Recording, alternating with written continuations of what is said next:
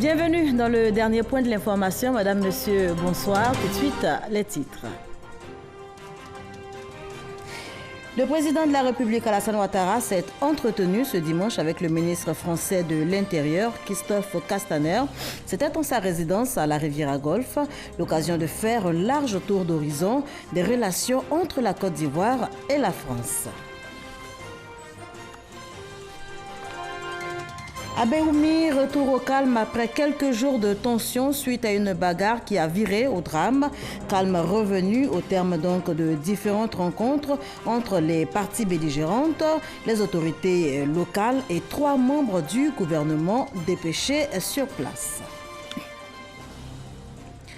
Et puis les autorités maltaises ont arrêté 2 militaires suspectés d'avoir abattu un migrant ivoirien début avril, annonce faite par le Premier ministre maltais ce samedi. Voilà pour les titres. On ouvre avec cette information. Le président de la République, Alassane Ouattara, s'est entretenu, je vous le disais en titre, ce dimanche avec le ministre français de l'Intérieur. C'était en sa résidence à la Riviera Golfe, occasion de faire un large tour d'horizon des relations entre la Côte d'Ivoire et la France, notamment dans les domaines de la sécurité et des migrations. Le ministre français de l'Intérieur a par ailleurs transmis au chef de l'État, Alassane Ouattara, un message du président français Emmanuel Macron. Je vous propose de l'écouter. Ça a été l'occasion pour moi de lui redire et réaffirmer le soutien de la France à la Côte d'Ivoire, le soutien de la France au président Ouattara et un message d'amitié du président Emmanuel Macron. Et donc j'ai eu le plaisir d'être l'ambassadeur du président de la République pour tenir ce message-là. Mais aussi un message de soutien et de coopération sur des sujets qui doivent nous rassembler. Je pense en particulier à la lutte contre le terrorisme. Vous savez que le risque terroriste existe, hélas, partout dans le monde aujourd'hui. Il a frappé il y a encore quelques semaines en France. Il a frappé aussi la Côte d'Ivoire. Ce risque est présent en Afrique et il nous faut, sur ces sujets, améliorer encore et toujours d'abord nos coopérations en matière de renseignement et puis ensuite nos coopérations en matière de lutte contre ce risque-là. Plus globalement, nous avons abordé aussi les différentes formes de criminalité et la volonté de combattre activement les passeurs en matière migratoire, les passeurs et les trafiquants en matière d'armes et autres sujets sur lesquels nous devons être totalement mobilisés. Et puis nous avons abordé la question des migrations, à la fois parce que la France accueille de nombreux Ivoiriens qui viennent en France dans le cadre de migration régulière, c'est en augmentation. Je pense aux étudiants, je pense aux coopérations économiques, je pense aussi aux regroupements familiaux chaque fois que c'est nécessaire. Et nous avons abordé la migration irrégulière. Aujourd'hui, trop d'Ivoiriens viennent en France sans droit ni titre. Nous avons convenu de travailler avec les ministres qui m'entourent. Nous devons, sur ces sujets, améliorer encore nos coopérations. La volonté du président de la République ivoirien est claire. Celle de la France aussi, et je sais que nous trouverons ensemble les moyens de renforcer la façon d'éviter cette migration irrégulière de gens qui prennent beaucoup de risques pour rejoindre l'Europe, pour rejoindre la France et qui n'ont pas vocation à être accueillis en France. La Côte d'Ivoire est un pays sûr, c'est un pays en développement, c'est un pays puissant politiquement, économiquement, et nous devons bien évidemment travailler sur la coopération pour le développement de la Côte d'Ivoire. Coopération Côte d'Ivoire-France, le vice-président de la République est à Paris et justement où il prend part à des réunions de haut niveau, des réunions sur le développement de l'Afrique et c'est à l'initiative de l'Organisation de coopération et de développement économique OCDE. Nous y reviendrons dans nos prochaines éditions. Mais en attendant, retour à Abidjan et précisément à Béoumi, en Côte d'Ivoire et précisément à Béoumi, retour au calme après quelques jours de tension suite donc à une bagarre qui a viré malheureusement au drame. Calme revenu après plusieurs rencontres entre parties belligérantes, autorités locales et 3 membres du gouvernement déplacés sur place à Béoumi. Les appels au calme et au vivre ensemble ont été entendus. C'est ce que nous rapporte Kwadio Kwame Jean-Daniel Dedieu. Une mission gouvernementale à Béoumi pour rapprocher les positions des différentes communautés en conflit. Le porte-parole de la communauté malinké et des cadres au terme de la rencontre. Nous sommes mélangés avec les Bablés. Nous avons marié les femmes Bablés. Nos enfants sont entre les Bablés et les Djoula. On vit ensemble, ça c'est forcé. Tout le monde est fatigué. On veut maintenant la paix. Ici à Béoumi, nous sommes les mêmes. Même ailleurs, tout être humain est un être humain. Ici, on a appris à vivre en bonne intelligence de tous les temps, depuis nos grands-parents jusqu'à maintenant. Il est important que nous qui assurons le relais de ces aïeuls-là, qui ont bien vécu ensemble, nous puissions ne serait-ce que faire comme ce qu'ils ont vécu en paix, dans la cohésion, dans l'harmonie. Après la communauté malinké, la communauté baoulé. Si on ne nous avait pas écoutés, ça n'allait pas finir. Palabre est finie, palabre est finie. À Béoumi, comme on dit, l'implication de chaque communauté dans l'autre est très vivante et ce n'est pas normal qu'on en arrive à cette situation. Le ministre Sidi Touré Tiemoko, à la fin des différentes rencontres. Ce qui est arrivé est malheureux.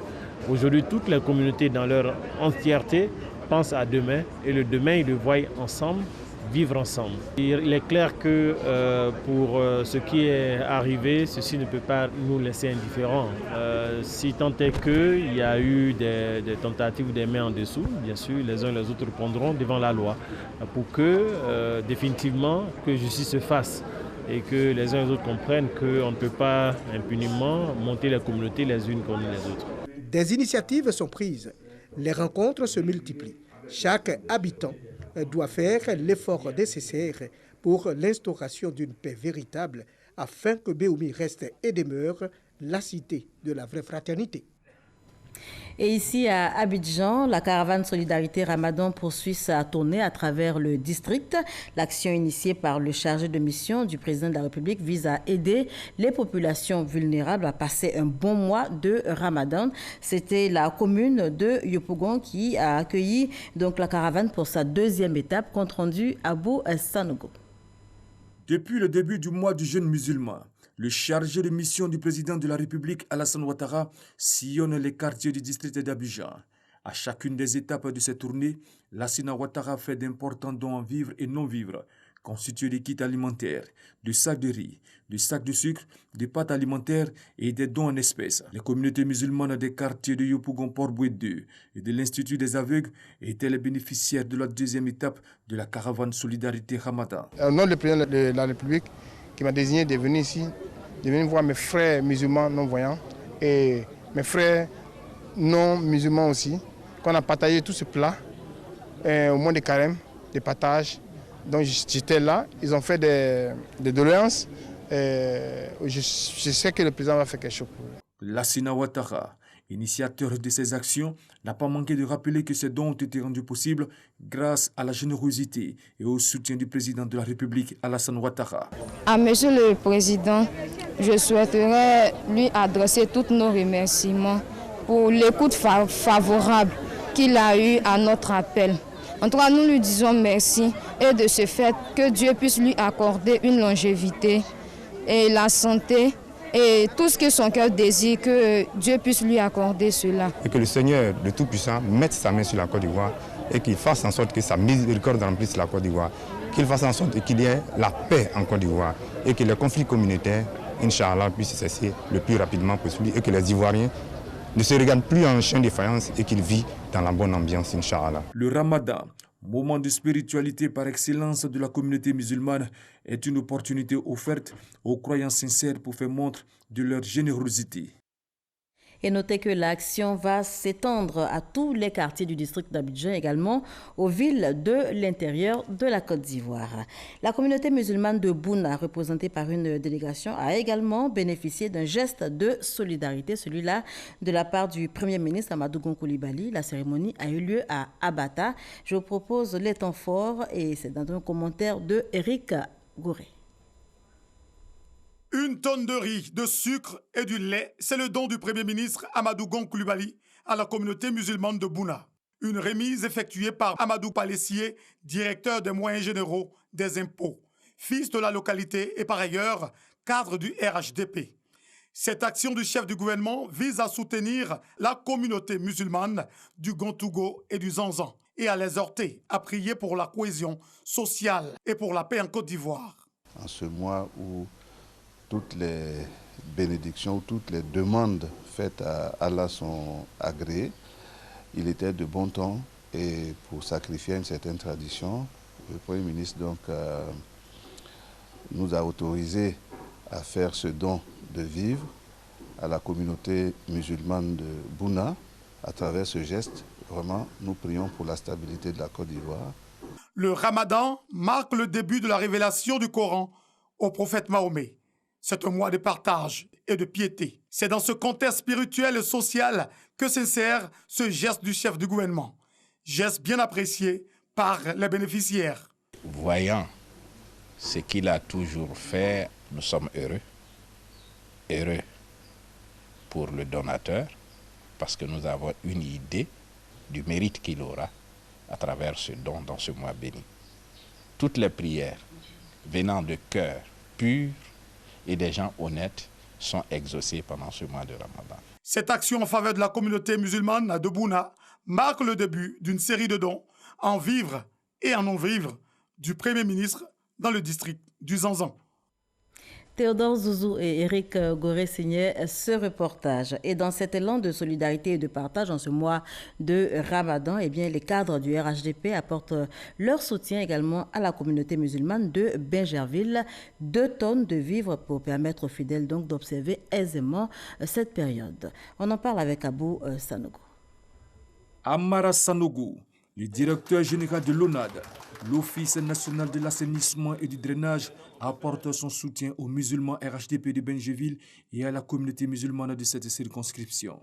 Au total, 2 tonnes de vivres, dont 1,5 tonne de sucre et 1 demi-tonne de riz, offertes au nom du président de la République Alassane Ouattara et du Premier ministre Amadou Gon Coulibaly en ce mois de partage, de solidarité et de pénitence. Nous sommes venus apporter notre modeste contribution aux militants pour qu'ils puissent, un temps soit peu, passer ce mois avec beaucoup de bonheur, tout en les invitant à prier beaucoup pour la Côte d'Ivoire, à prier beaucoup pour le président Alassane Ouattara, à prier beaucoup pour notre pays, pour que la marche qui a commencé aille crescendo de l'avant. C'est le moment de pénitence, c'est le moment de partage. Aujourd'hui, il y a des donateurs. C'est grâce au président Alassane Ouattara. Il faut que les militants fassent des prières, des bénédictions pour le président de la République. Ce geste a été suivi de distribution de repas à la mosquée de Bingerville et de rupture de jeûne dans une bonne ambiance. Une rupture qui a été marquée par un don de l'émissaire du RHDP, composé de sucre et de riz à la mosquée de Bingerville. Toute la communauté musulmane de la grande mosquée est heureuse vraiment de recevoir ces dons et vraiment en retour nous pourrons que faire des bénédictions à l'endroit du président, à l'endroit du Premier ministre, à l'endroit de tous ceux qui ont en charge la gestion de ce pays et vraiment que le bon Dieu descende sa miséricorde sur eux et toute la Côte d'Ivoire. La visite de la délégation conduite par Amara Sanogo a pris fin après la longue prière du soir. Voilà qui referme la page religion de ce journal. On parle infrastructure à présent. Hier samedi, les travaux de construction des infrastructures sportives de la CAN 2023 ont été lancés à Korogo par le ministre des Sports, Paulin-Claude Daho, et le ministre de la Fonction publique, Issa Coulibaly, qui représentait donc le Premier ministre Amadou Gon Coulibaly. Un stade de 20 000 places, une cité de 32 villas, un hôtel 3 étoiles sortiront bientôt de terre dans la capitale du Poro. C'est ce que nous explique Ami Sissoko. Coup de pelle solennel des ministres Issa Coulibaly et Paulin-Claude Daho pour lancer officiellement les travaux du stade de la CAN 2023 à Korogo. Dans 24 mois, un stade flambant neuf de 20 000 places avec des tribunes entièrement couvertes sortira de terre dans la capitale du Poro. Il va accueillir l'une des poules de la CAN 2023. Il est situé à côté du lycée Houphouët-Boigny. Une fierté pour le député maire de Korogo, Lansana Coulibaly, qui émet le vœu que les jeunes de Korogo soient privilégiés dans le recrutement de la main-d'œuvre. À Korogo, nous avons beaucoup de jeunes vaillants, prêts à travailler, de bons ouvriers et des entreprises capables de faire la sous-traitance comme l'entreprise le souhaiterait. Donc nous souhaitons que dans les recrutements, les jeunes de Korogo soient privilégiés, que les entreprises de Korogo soient privilégiées. Le stade du Poro, un joyau architectural qui répond à toutes les normes internationales s'agissant de la pelouse, des sièges, de la sécurité, de l'éclairage et de la gestion des flux de supporters, selon le coordonnateur du Bénet, Lucien Poénan. Korogo bénéficiera également d'une cité calme de 32 villas de 5 pièces chacune, toutes meublées, d'un réceptif hôtelier 3 étoiles de 50 lits. Plus de 50 milliards de francs CFA vont être investis dans l'ensemble des travaux réalisés par une entreprise chinoise et supervisée par le Bénet.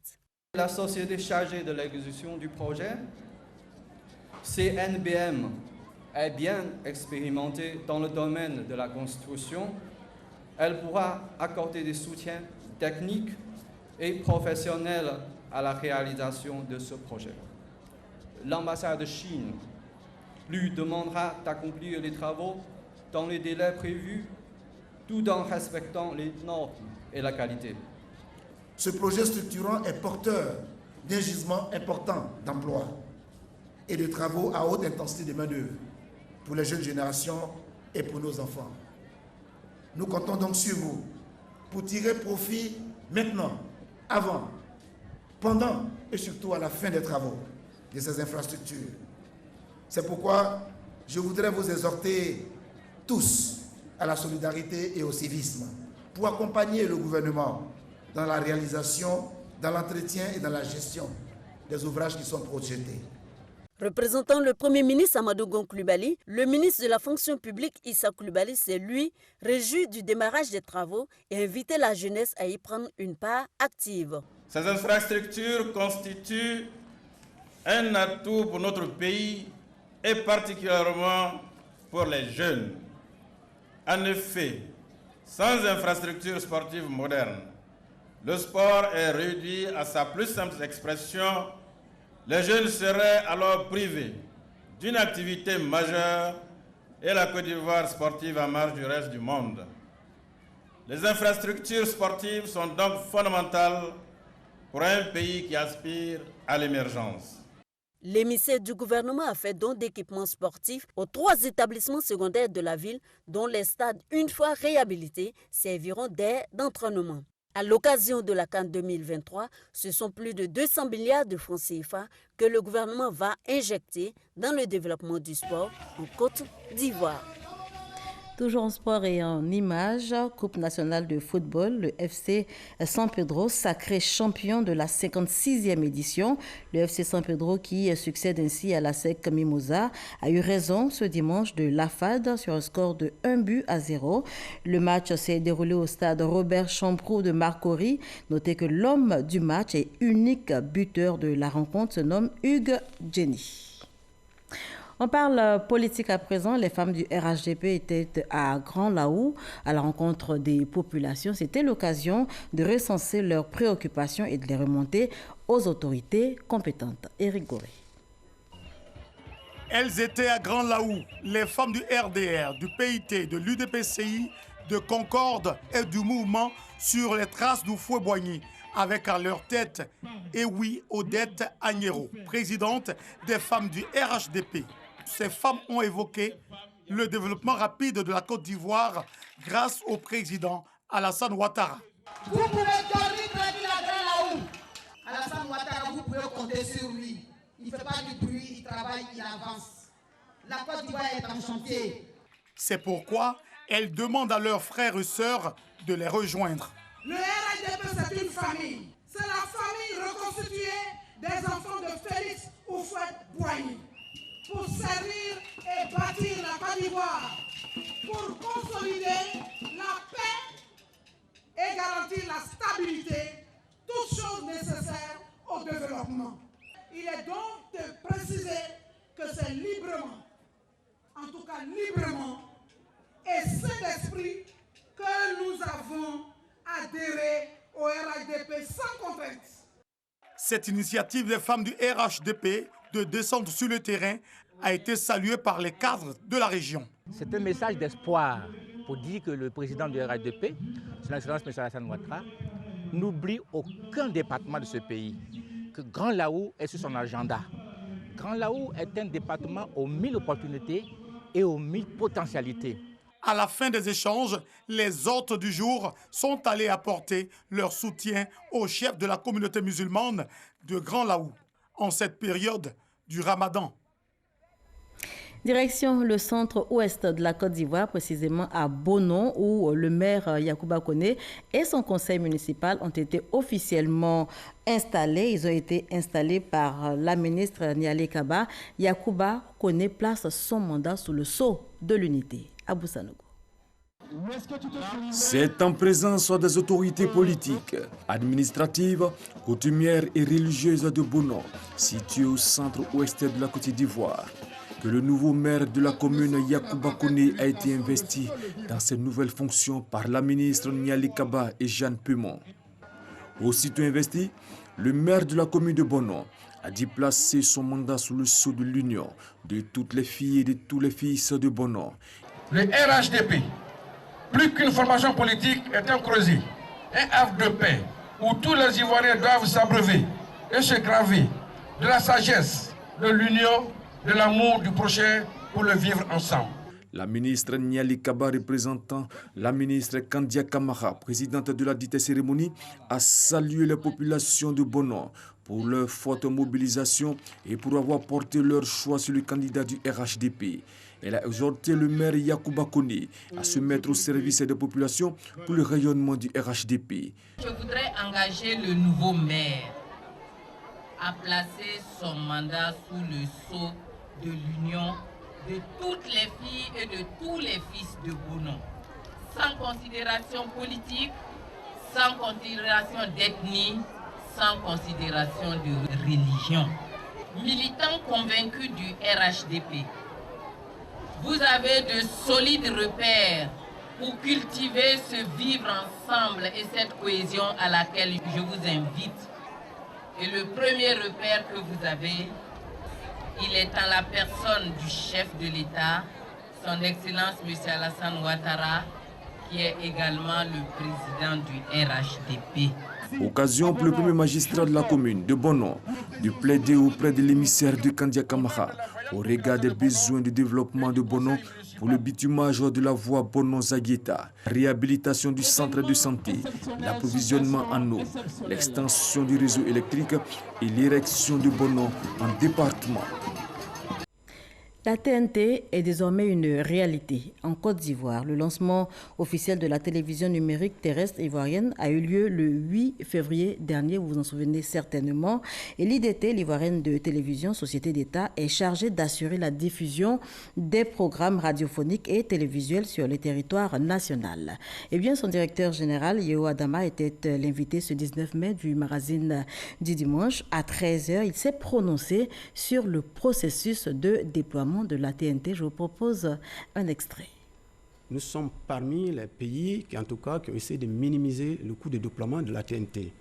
Vous avez certains pays donc, qui vont jusqu'à au-delà de 100 milliards de francs CFA pour le déploiement de la TNT dans justement leur pays. Nous sommes fin prêts en ce qui concerne effectivement ce déploiement de la TNT. Nous avons déjà fini avec la région Abidjan et région, donc qui couvre en tout cas 25%. Nous sommes actuellement à l'intérieur du pays, sur ces grandes villes, sur ces grandes régions. Et là, nous pensons d'ici juin, juillet, couvrir 60% en tout cas de ces régions-là.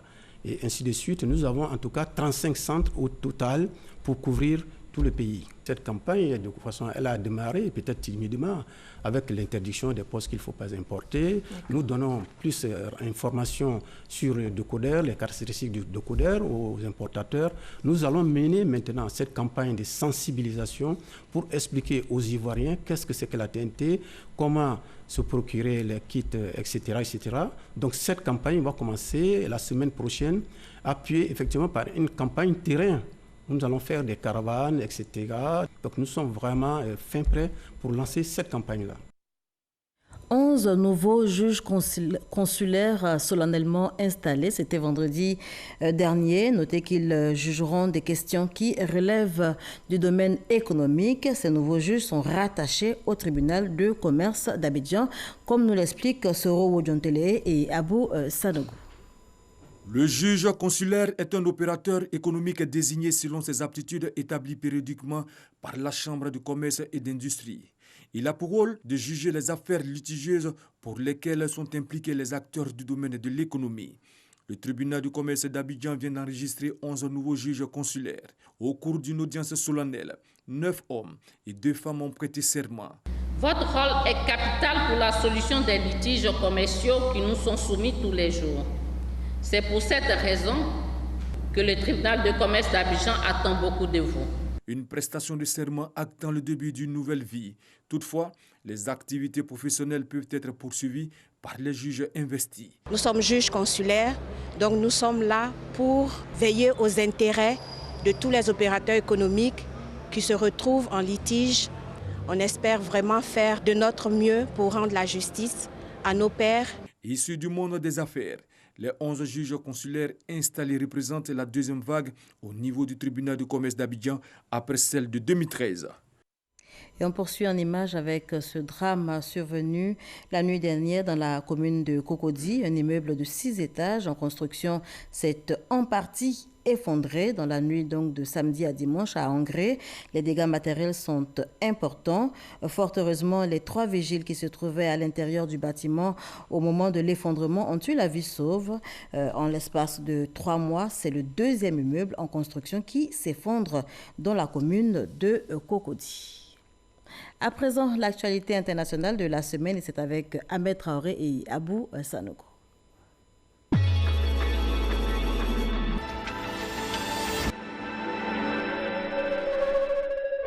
Le prêtre Siméon Yampa et les 5 autres fidèles ont été inhumés au cimetière de Dablo. Chrétiens, musulmans, protestants et responsables coutumiers étaient tous présents. L'évêque de Kaya, Monseigneur Théophile Nari, a appelé la population au calme et à ne pas réagir contre d'autres communautés.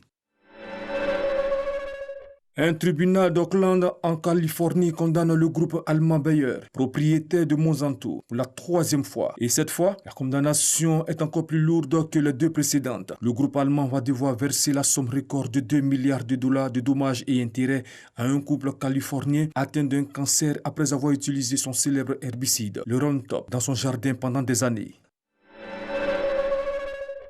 Une colonne militaire des forces armées nigériennes en mouvement a été prise à partie par des terroristes lourdement armés dans une attaque complexe à base d'engins explosifs improvisés. Les dégâts sont énormes. Au moins 28 soldats ont été tués. Des renforts ont été déployés dans le secteur pour poursuivre et neutraliser les assaillants qui se sont exfiltrés vers le nord du pays. L'organisation État islamique a revendiqué l'attaque. Les 83 députés élus lors des législatives contestées du 28 avril ont officiellement pris leurs fonctions ce jeudi 16 mai au matin. Leur installation s'est passée sous haute surveillance dans la capitale Porto Novo. Tous les députés viennent uniquement du camp du président Patrice Talon, puisque toutes les listes qui représentaient les partis d'opposition ont été invalidées par la commission électorale.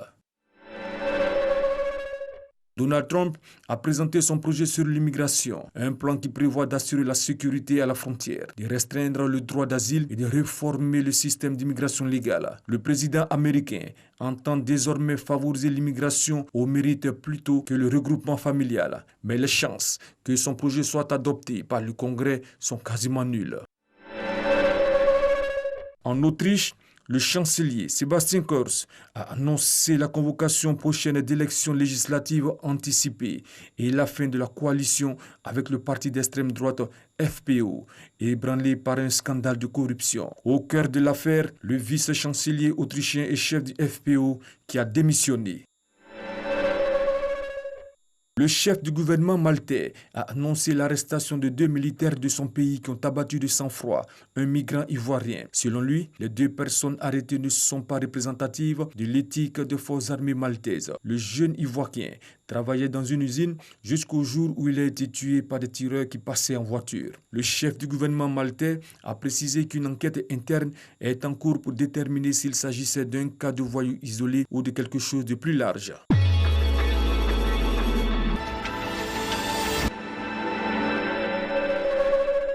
Voilà, commentaire de Abou Sanogo qui met un terme à ce journal. Merci de l'avoir suivi.